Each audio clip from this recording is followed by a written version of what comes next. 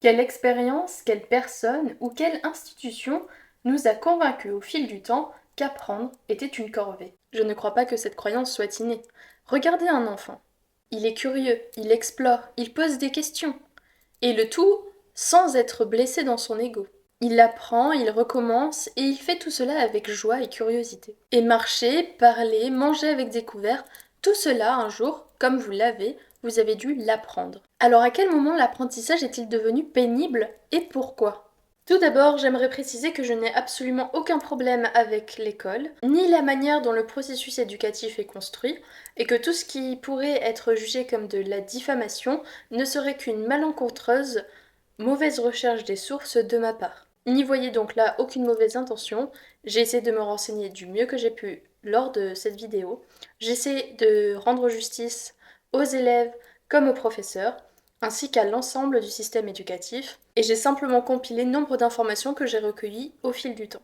Si la fiabilité des sources ne vous paraît pas convaincante, je vous les mettrai en description et je vous permettrai ainsi de faire vos recherches. Alors comment en est-on arrivé à associer apprendre avec ennui? Pour le comprendre, faisons un petit voyage dans le temps.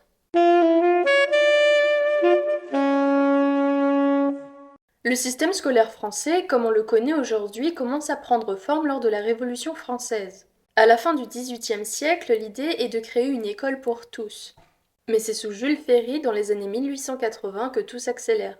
L'école gratuite, laïque, devient obligatoire de 6 à 13 ans. Et depuis, rien n'a changé, ni dans leur approche, ni technique. Enfin si, sous Jules Ferry, les lois de 1881 et 1882 rendent l'école obligatoire de 6 à 13 ans. Mais aujourd'hui, en 2025, l'instruction est obligatoire de 3 à 16 ans, avec une possibilité d'instruction en famille sous contrôle. À l'époque de Ferry, l'obligation scolaire concerne les 6-13 ans, avec environ 25-30 heures par semaine selon les niveaux. Et le tout est centré sur des savoirs fondamentaux comme lire, écrire et compter. L'objectif est de standardiser l'éducation pour une société républicaine. Et aujourd'hui, l'obligation des 3 ans jusqu'à 16 ans allonge la durée scolaire. Les élèves passent environ 35 à 40 heures par semaine à l'école, on va dire 24 heures pour la maternelle, la primaire à peu près 24 à 26 heures, et le collège, on est au-dessus de 30-35 heures. Les programmes se sont élargis, mais le temps effectif d'apprentissage est critiqué à cause de la surcharge administrative et des inégalités. Malgré l'augmentation du temps scolaire, les résultats stagnent et déclinent. Les élèves français ont des niveaux moyens comparés à des pays comme Singapour ou la Finlande. Et ce système est critiqué pour son uniformité, son manque d'adaptation aux besoins individuels et son focus sur la mémorisation plutôt que sur la créativité ou les compétences pratiques. Des penseurs comme François Doubé dénoncent une école qui reproduit les inégalités sociales et étouffe l'innovation pédagogique. L'allongement de la scolarité n'a pas amélioré les performances, mais les a réduites. L'inégalité n'est pas le seul problème scolaire. Bon, il y a la question des inégalités, mais il y a la question aussi de ce qu'on apprend à l'école. C'est un débat que l'on devrait avoir. Qu'est-ce qu'une société se donne comme devoir de faire acquérir à une génération? C'est un débat tout aussi important que celui des inégalités. Il y a aussi ce qu'on pourrait appeler la dimension éducative de l'école. Enfin, l'école n'est pas simplement une machine à transmettre des savoirs. Si elle n'était que ça, d'ailleurs, peut-être faudrait-il l'abandonner, la remplacer par des machines. Après tout, peut-être qu'elle ferait mieux le travail. L'école, c'est aussi une façon de produire un type d'individu. Alors avant, on disait de citoyens. Mais ça reste des citoyens, ça reste des individus. L'école transmet des manières d'être. On peut employer un vieux langage. L'école transmet une morale collective. Donc, je crois qu'il faut bien comprendre que nous sommes en France, à cause aussi de l'expertise internationale qui est fixée sur le niveau des élèves et les inégalités.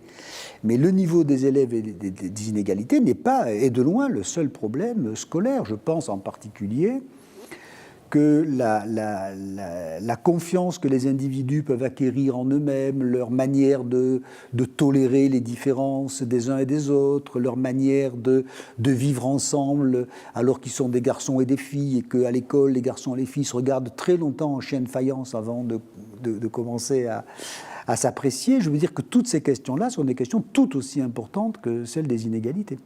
À l'époque, l'objectif de Ferry est d'unifier la nation, d'enseigner des vérités scientifiques et des valeurs républicaines. Mais voilà, cette école est aussi très rigide. Il s'agit d'enseigner pour uniformiser. Apprendre à lire, compter, écrire, mais aussi obéir à une autorité. L'école permet d'apprendre à se conformer à des règles, à suivre des horaires stricts. Yvan parle dans Une société sans école d'un processus de scolarisation de la société.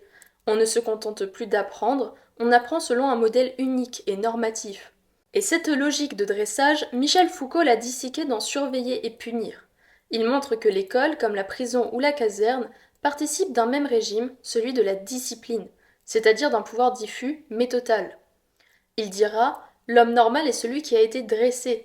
Tout est fait pour produire un individu docile, évaluable, classable. À l'école, il ne faut pas questionner, il faut seulement apprendre par cœur. » Et pourtant, cette même école, qui a aujourd'hui bien des défauts, avait à l'époque permis à des millions d'enfants pauvres d'apprendre à écrire. Elle a été un outil d'ascension sociale, du moins pour un temps. Il faut prendre en compte le fait que l'école a été pensée à une époque où l'accès à l'information était rare, voire même très cher. Aujourd'hui, toute personne motivée peut apprendre par elle-même le droit romain, le design d'interface ou encore l'analyse de Proust. Pourtant, les jeunes n'apprennent plus, parce qu'ils sont épuisés, démoralisés, dégoûtés d'apprendre. Et en même temps, après 8 heures de cours et des devoirs, qui a envie d'apprendre et de s'instruire par lui-même? Ainsi, toute personne étant allée à l'école a associé le mot apprendre avec le mot souffrance. Et ce système a tué la curiosité, aux années pourtant où elle est censée être la plus vive. Peter Gray, psychologue du développement, affirme que les enfants apprennent mieux lorsqu'ils sont libres d'explorer, motivés, actifs dans leur apprentissage. Un enfant, à la naissance, est curieux par nature. Il observe, il expérience et il imite. Il pose des questions, apprend et recommence sans être blessé dans son ego. Il agit ici sans notes, sans punition et sans pression sociale. Et ce constat que j'essaie d'exprimer ici, il est largement soutenu par les sciences cognitives. Le neuroscientifique Stanislas, président du Conseil scientifique de l'éducation nationale, parle du cerveau apprenant. Un cerveau dont les circuits sont conçus pour absorber de l'information, la manipuler, la réorganiser et la retenir. Lire, compter, parler, tout cela repose sur des prédispositions neurobiologiques. Mais Stanislas insiste, ces circuits ne s'activent que dans certaines conditions. Pour que le cerveau apprenne, il faut de l'attention, de la motivation, du plaisir et surtout, le droit à l'erreur. Or, qu'observe-t-on dans beaucoup d'écoles? Le contraire. Le stress, la peur du regard extérieur, la peur de l'échec et l'humiliation constante. Tout cela, c'est sans compter le harcèlement.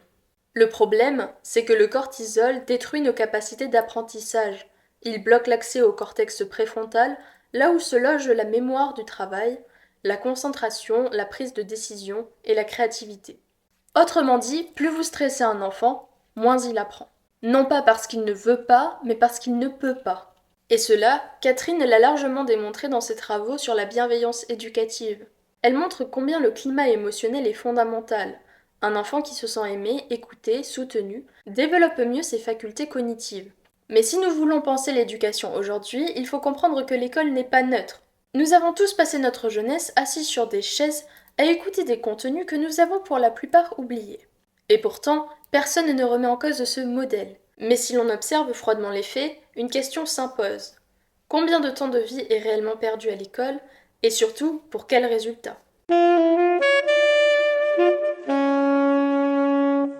En France, un enfant est scolarisé dès l'âge de 3 ans, jusqu'à 16 ans minimum, souvent jusqu'au bac à 18 ans. Cela représente 15 années passées dans une institution. À raison d'environ 950 heures de classe par an, cela fait 14 250 heures, mais ce chiffre n'inclut pas les devoirs à la maison, souvent chronophages, ni les transports scolaires, et surtout, le coût cognitif du stress, de la fatigue mentale, de l'ennui, qui empêche ensuite tout apprentissage autonome et spontané. Et c'est bien là le paradoxe, car c'est entre 3 et 18 ans que le cerveau humain atteint le maximum de sa neuroplasticité. C'est à cet âge qu'on est censé pouvoir apprendre le plus facilement, être le plus curieux. En psychologie cognitive, en particulier les travaux d'Ebbinghaus sur la courbe de l'oubli, 90% des connaissances scolaires sont oubliées si elles ne sont pas activement réutilisées. Et Daniel Willingham ajoute que l'école n'enseigne pas tant des méthodes de pensée que des contenus isolés. Et malgré ces 14 250 heures à l'école, les jeunes de 18, 22 ou 25 ans sortent sans savoir comment gérer un budget, ni comment manger sainement, ni comment gérer son stress, ses émotions, son sommeil, ne savent pas non plus collaborer, convaincre ou construire un projet. Selon l'OCDE, 62% des jeunes adultes européens déclarent avoir des difficultés à gérer leur budget. On peut le voir avec le fameux Bac+5 sans expérience, dont personne ne voudra, ou le jeune diplômé qui ne sait ni se vendre, ni s'adapter, ni travailler en équipe. J'ai fait 5 ans d'études et après je suis atterrie au chômage parce que la boîte dans laquelle je travaillais a coulé. Et du coup, là, ça fait quand même quelques mois que je suis au chômage et c'est vrai que c'est dur de reprendre une activité parce que je me suis jamais arrêtée depuis mes études, j'ai jamais pris le temps de penser à ce que je voulais faire dans ma vie. Donc en fait, c'était un tout droit avec les études vers le CDI. Et là, le fait de s'arrêter, ça fait un peu repenser toute sa carrière, etc., ce qu'on veut faire plus tard. Les compétences transversales, créativité, pensée critique, communication, gestion de projet sont quasiment absentes du système scolaire. Là où des pays comme la Finlande, l'Estonie ou Singapour les intègrent dès l'école primaire, la France persiste dans un modèle encyclopédique, rigide et vertical. Édouard et Richard ont montré avec leur théorie de l'autodétermination que la motivation intrinsèque est bien plus durable et efficace que la motivation extrinsèque. Quand un élève comprend ce qu'il fait, se sent compétent et libre, il apprend mieux, retient plus et développe sa pensée critique. Or, le système français repose massivement sur la motivation extrinsèque négative. La peur de l'échec, des mauvaises notes et de l'humiliation.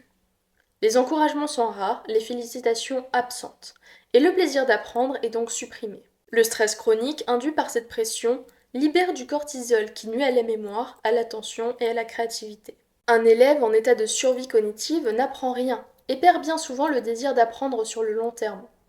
Le modèle dominant est celui du maître qui sait et de l'élève qui reçoit, sans échange véritable. On remarquera d'ailleurs même chez les adultes une difficulté à apprendre à se remettre en question ou à recevoir des informations venant de l'extérieur, puisque toute personne voulant donner de l'information pour instruire une personne et l'enrichir va être perçue comme quelqu'un de condescendant. Pourquoi ? Parce que il revoit en eux cette image du professeur. Polo appelait cela la pédagogie bancaire.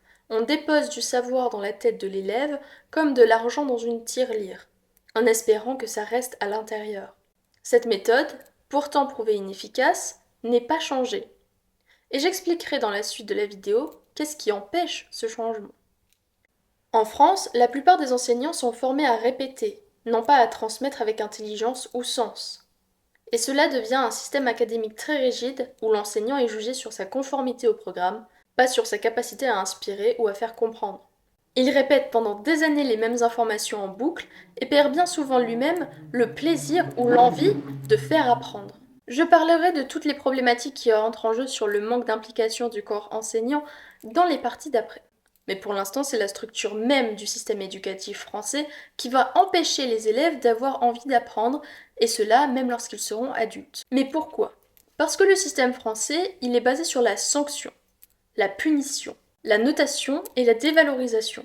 On corrige les fautes, mais on ne célèbre pas les progrès. Cela crée une culture du manque. On estime souvent que l'excellence est due et que tout ce qui se trouve en dessous est synonyme d'échec. Le psychologue Jean Piaget montrait pourtant que l'enfant apprend mieux quand il est valorisé et félicité.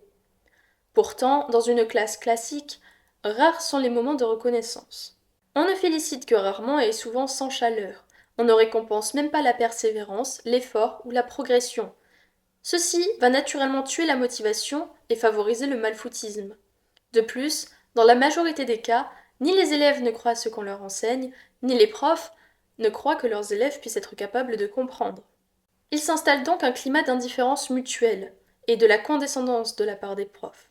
L'enseignant, usé, va apporter un manque de reconnaissance, des réformes absurdes et va enseigner de manière défensive car il est blessé dans son ego. Et l'élève, lui aussi blessé dans son ego, ne va percevoir ni le sens ni l'utilité de ce qu'il apprend. On observe donc une baisse de niveau, du désintérêt, de l'agressivité et un renoncement à l'effort. Les professeurs prennent les élèves de haut et n'arrivent plus à les discipliner, leur manière d'enseigner devient misérable. Et l'élève réagit négativement à ce changement, c'est donc un cercle vicieux. Il y a d'ailleurs eu une constatation de baisse de niveau massive dans toutes les matières. Ce qu'il faut comprendre ici, c'est que ce système fonctionne tellement mal qu'aujourd'hui on est obligé d'abaisser le niveau pour s'adapter à la médiocrité ambiante. Et ils préfèrent faire cela plutôt que de refondre le système éducatif actuel. Il apparaît donc pour moi comme un gigantesque investissement de temps, d'énergie, pour un résultat absolument dérisoire. Mais alors, qui sont les fautifs et qui en souffrent le plus ? Comment Commençons par les élèves, ces millions de jeunes qui passent leur journée à l'école. Beaucoup souffrent, et pas seulement à cause des devoirs. Leur mal-être, il est ancré dans un système qui les prive de leur curiosité, qui les empêche de prendre confiance en eux, et qui va les empêcher de trouver du sens dans ce qu'ils font. Les programmes scolaires sont des montagnes de notions théoriques qui souvent ne font pas sens aux élèves. En France, environ 280 000 élèves quittent l'école chaque année, dont 160 000 au collège, souvent parce qu'ils ne voient pas le sens de ce qu'ils apprennent. Un ado de 14 ans va mémoriser la photosynthèse ou les équations, mais la plupart se demandent à quoi cela sert. Comme le disait Polo, l'éducation devient un acte de dépôt, les élèves ne sont plus que des récipients. On les remplit donc d'informations, mais on oublie de les rendre acteurs de leur savoir. Les rares qui apprennent et font des efforts vont le faire pour l'examen et ensuite l'oublier. Sir Ken Robinson l'a affirmé. Les écoles tuent la créativité. On bride les passions et les enseignants obligent l'enfant à se restreindre au programme, l'empêchant d'assouvir sa curiosité sur des sujets qui ne sont pas au programme. Au Québec, un élève en programme régulier a 3 fois plus de chances de décrocher qu'un élève dans un projet pédagogique particulier. Et cela, c'est parce que ces projets reconnectent l'élève à ses passions, à sa subjectivité et à sa quête de sens. Il s'intéresse à ce qu'il apprend. Il n'a donc pas envie d'abandonner. Mais à toute cette pression s'ajoute un mal insidieux, le harcèlement scolaire, qui selon le ministère de l'Éducation nationale touche environ 700 000 élèves par an uniquement en France. Mais selon une enquête de l'UNICEF, un enfant sur 3 âgé de 13 à 18 ans souffrirait de harcèlement. Ce qui forcément affecte son bien-être et aussi ses résultats scolaires, puisqu'on aura vu que le cortisol n'est pas bon pour le développement du cerveau. Les formes varient, moqueries, menaces, coups, cyberharcèlement. Et là où l'école devrait protéger, elle expose, et les professeurs ferment généralement les yeux. Selon l'INSERM, le suicide est la 2e cause de mortalité chez les 15-24 ans en France, derrière les accidents de la route. En 2021, on dénombrait plus de 1000 suicides annuels dans cette tranche d'âge, sans compter les tentatives estimées à plus de 40 000. La pression scolaire, les brimades, le manque d'écoute et de reconnaissance y contribuent largement. Selon une enquête, la France est l'un des pays européens où les élèves déclarent le plus de souffrances psychologiques liées à l'école. Troubles anxieux, insomnie, phobie scolaire, automutilation. En France, 61% des élèves harcelés rapportent des pensées suicidaires.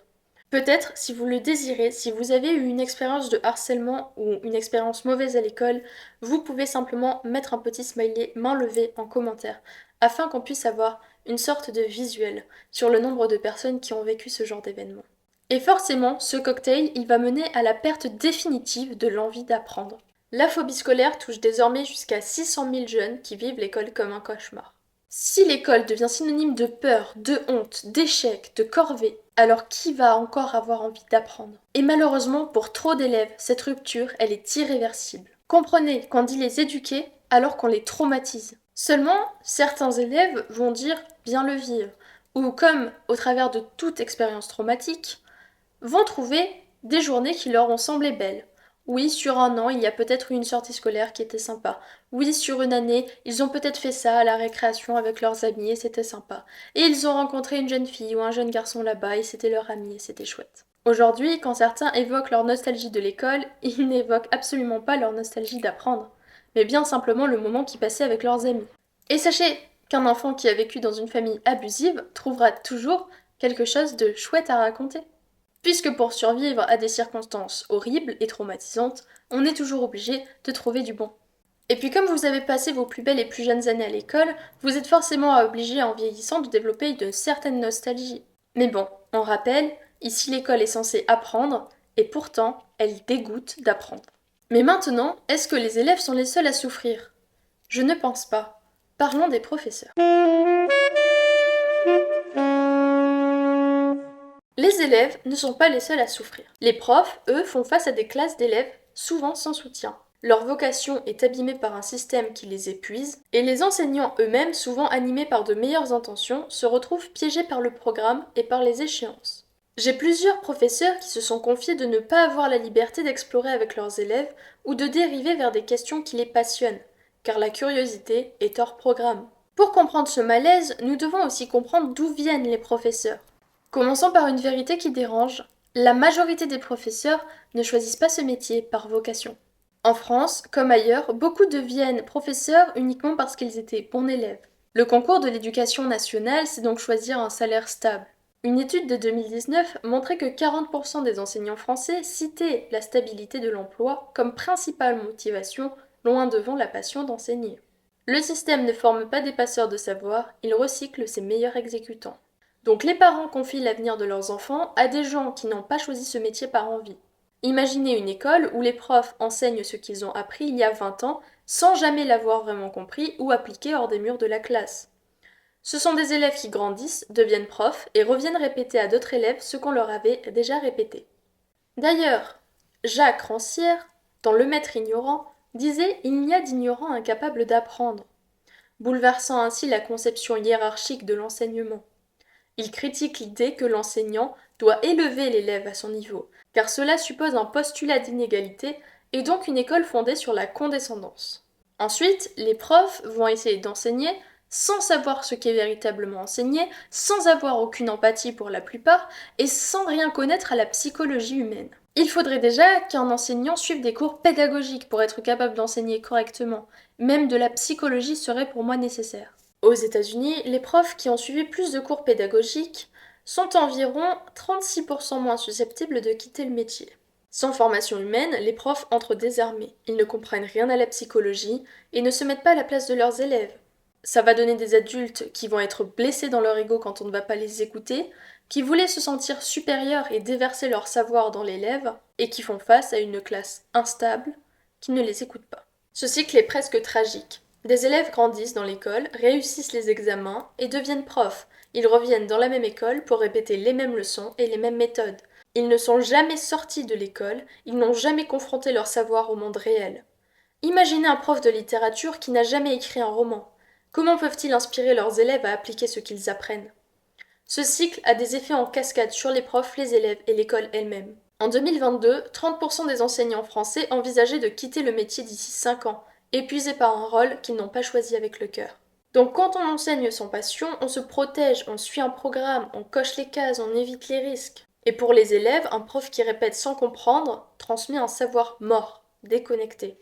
Dans une classe, il n'y a pas de dialogue, seulement un monologue. Le prof parle et l'élève est censé écouter, mais finalement il ne fait que semblant d'écouter pour éviter des réprimandes. Michel Foucault, dans Surveiller et punir, décrit l'école comme un lieu où l'on discipline les corps et les esprits. Le pire, pour lui, c'est l'absence de sens. Les élèves ne savent pas pourquoi ils apprennent. Ils vont apprendre par cœur un poème, ils vont apprendre à résoudre une équation, apprendre une date, mais sans savoir pourquoi, hormis avoir une bonne note. En 2024, 52% des profs K12 aux États-Unis disaient ne plus voir le but de leur travail.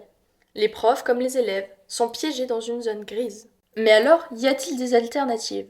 Oui, il y en a, et beaucoup en ont proposé. Nous allons voir cela tout de suite. Commençons avec la pensée de Michel Foucault sur l'école, principalement dans Surveiller et punir. Foucault ne s'intéresse pas à ce que l'école devrait être, mais à ce qu'elle fait réellement.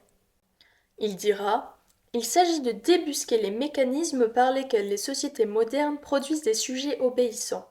Il ne pense pas l'école comme un lieu neutre de savoir, mais comme un instrument de gouvernement des corps. À travers elle, il y voit une forme de pouvoir non visible, non violent, mais omniprésent. Le pouvoir disciplinaire.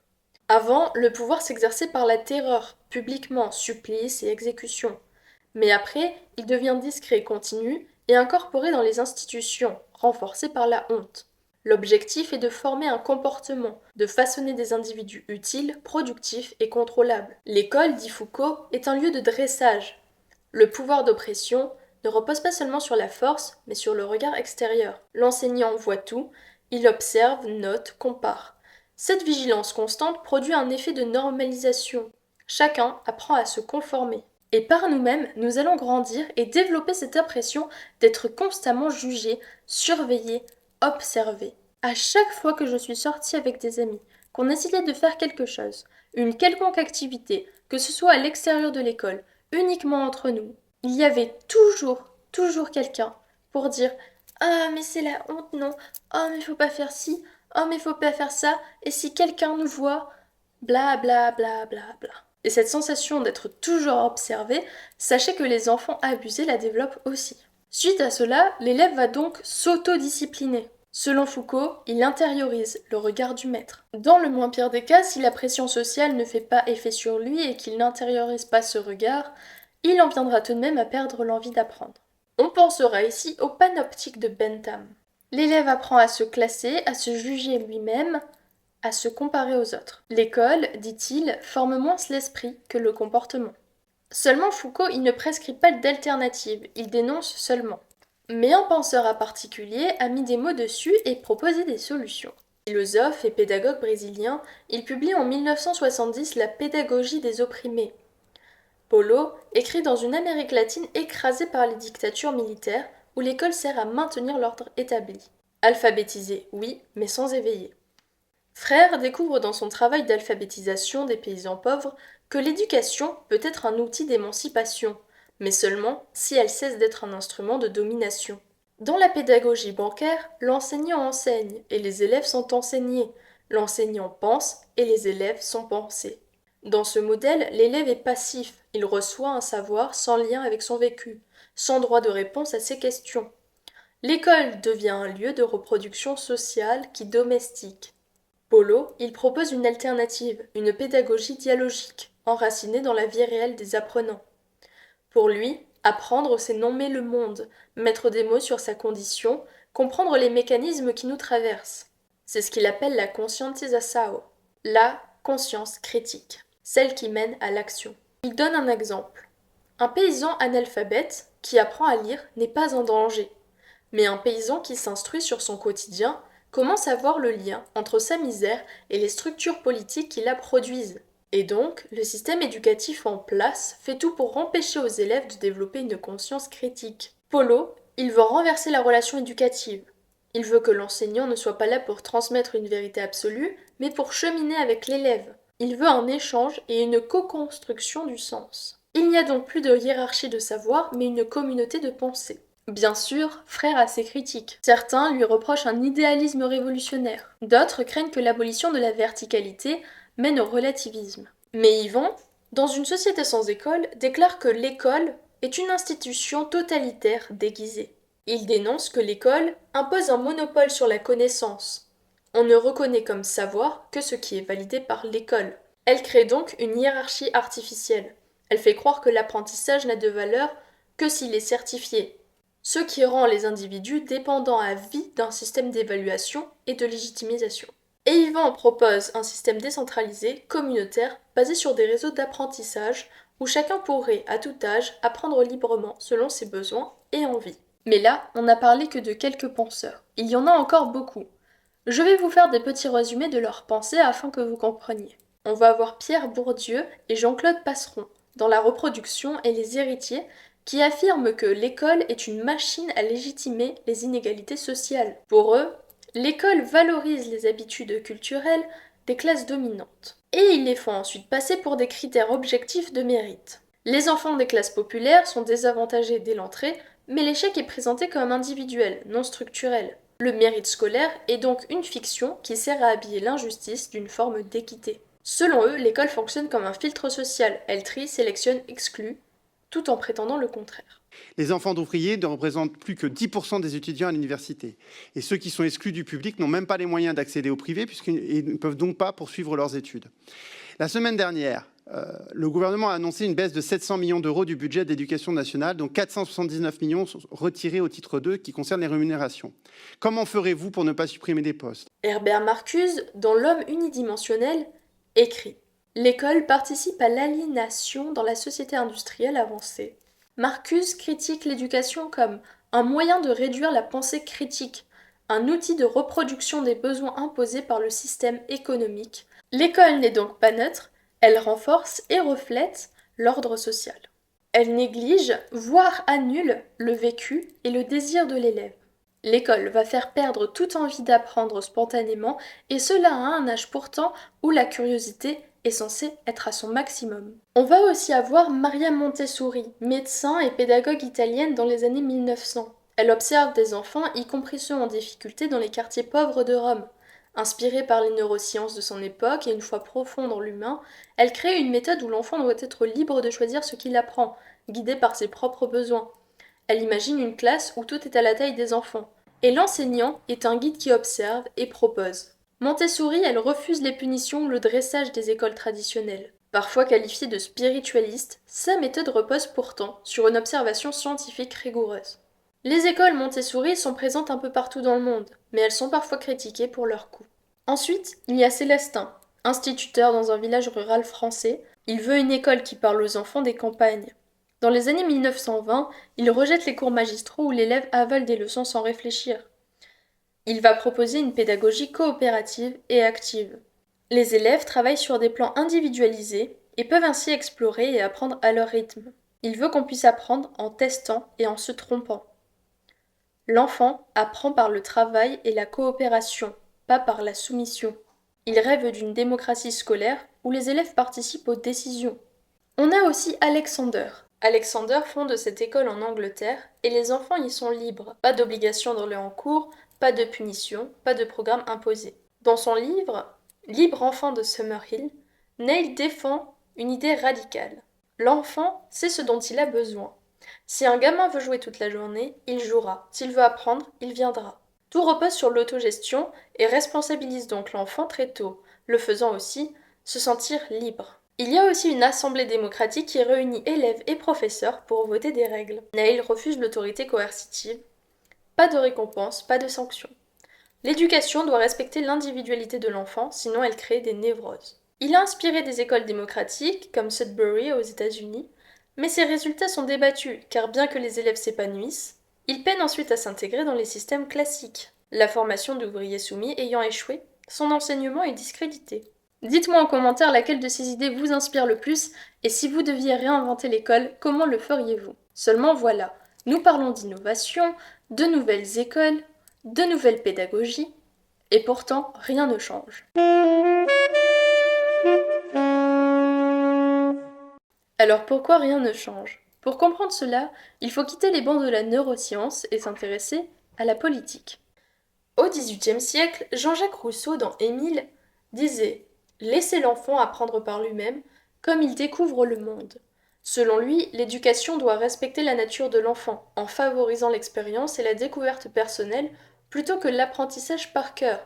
Il préfère un précepteur individuel à une école formelle. Car forcer un enfant à apprendre contre sa nature étouffe sa curiosité et son potentiel. Laissez mûrir l'enfance dans les enfants. Ne forcez pas leur nature, mais guidez-la avec douceur. Bien qu'il inspire les pédagogies modernes, il rejetait l'école institutionnelle qu'il jugeait trop contraignante. Mais en France, Jules Ferry entre en scène au XIXe siècle. Lui, il voit l'école comme une usine à citoyens, gratuite, laïque et surtout obligatoire. Son but, former des Français unis, capables de défendre la République. Et Émile Durkheim, sociologue, enfonce le clou. Pour lui, l'école, c'est le ciment de la société. Elle apprend aux enfants à vivre ensemble, à partager des valeurs similaires. Éduquer, c'est sociabiliser, disait-il. Et ça l'arrangeait bien. C'est ce qu'il appelait une morale laïque, nécessaire à la cohésion nationale. À ce titre, toute pédagogie qui décentre le pouvoir de l'enseignant ou qui valorise la liberté de l'élève est perçue comme subversive. En France, le système centralisé de l'éducation nationale, conçu à l'époque de Jules Ferry, repose sur la standardisation. Il vise à former des citoyens compatibles avec les normes de l'État. Notamment celles qui développent la pensée critique, comme celle de Célestin, sont vues comme peu compatibles avec cette logique. Prenons un exemple récent. En 2020, Jean-Michel Blanquer, ou Blanquer, je ne sais pas comment ça se dit, renforce les inspections des écoles Montessori et Steiner pour s'assurer de leur conformité aux valeurs républicaines. Il s'agit d'un contrôle idéologique pour éviter les dérives, certes, mais surtout pour maintenir la mainmise sur ce qui peut ou non être enseigné. Mais les résistances ne viennent pas que de l'État. Elles viennent aussi du marché. Depuis le XIXe siècle, l'école est façonnée par des intérêts industriels. Rockefeller, Carnegie ont tous financé des réformes visant à produire une main-d'œuvre docile et non des penseurs critiques. Pearson, une entreprise britannique, a obtenu pour 500 millions de dollars de contrats au Texas entre 2010 et 2015 pour fournir des tests standardisés aux écoles publiques. Pearson finance des lobbyistes, oriente les programmes et influence les manuels. Les approches dont on a parlé plus tôt, qui valorisent la créativité, sont donc non rentables. La fondation Gates, très active dans l'élaboration du Common Core aux États-Unis, illustre aussi cette logique. Elle prétend réparer l'école, mais y injecte une logique technocratique qui marginalise les autres pédagogies. En France, les syndicats d'enseignants réfrènent aussi ce changement. La FSU a exprimé ses réticences envers les pédagogies alternatives, perçues comme des menaces pour les pratiques installées. Et aux États-Unis, la NEA s'est opposée à certains programmes alternatifs. Et puis il y a les parents. Une partie d'entre eux, souvent dans des milieux conservateurs, perçoivent ces pédagogies comme trop libérales. Et enfin, il y a ce qu'on appelle en sociologie l'inertie institutionnelle. L'éducation nationale est une immense machine bureaucratique. Modifier un programme, c'est former des inspecteurs, revoir les manuels et adapter les concours. C'est coûteux, lent et politiquement risqué. En France, le Conseil supérieur des programmes, CASP, rédige les contenus scolaires. Mais ces experts sont nommés par le ministère et souvent influencés par des courants idéologiques dominants. L'histoire des minorités est donc évacuée et les pédagogies critiques sont censurées. Bell Hooks parle de violence épistémique. Le savoir est structuré de telle manière qu'il efface les voix marginalisées. Le changement est donc difficile car l'école, bien qu'elle le prétend, ne vise pas d'abord l'émancipation, elle vise la stabilité, le maintien de l'ordre et le rendement. Et tant que ces logiques de contrôle social de rentabilité économique domineront, les pédagogies alternatives resteront périphériques. La vraie question n'est pas pourquoi ne change-t-on pas l'école, la vraie question est qui a intérêt à ce qu'elle ne change pas. Ce sera tout pour cette vidéo, elle était longue et éprouvante. J'ai dû faire beaucoup de recherches, mais j'espère avoir fait honneur à ce sujet.